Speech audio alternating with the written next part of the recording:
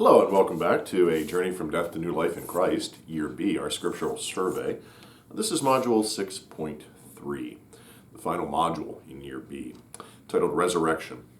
Today we'll be looking at Mark chapter 16, verses 1 through 20, and you'll find that listed below in the description. Now you'll discover that the account of the resurrection in Mark is like the gospel. It is both ambiguous and ironic.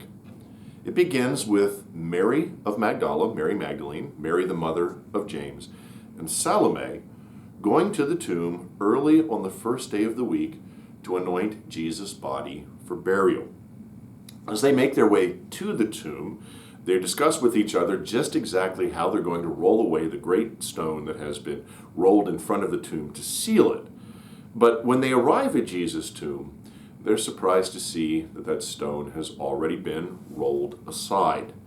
And here's where things begin to become a little confusing.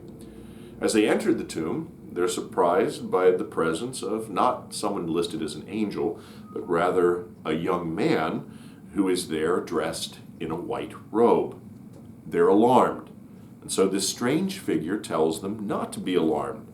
He also says to them, "I know who you're looking for, Jesus of Nazareth, and he is not here, for he was crucified, but now he is risen." See, he points out, that's where they laid his body, but he's no longer there. So go ahead and tell Peter and the disciples that he is going to go ahead of them to Galilee, where they will see him. Now, this moment in the gospel is unique because this moment is the first time in this whole gospel when people have been told to go and tell others around Jesus. If you think back to the gospel, remember when he used to heal people, he would always give them that singular command: go and tell no one who did this. And invariably, they'd do the exact opposite. They'd run out and they'd say, "Hey, this traveling rabbi, Jesus of Nazareth, healed me." But now, for the first time, people are told, go and tell, and they don't.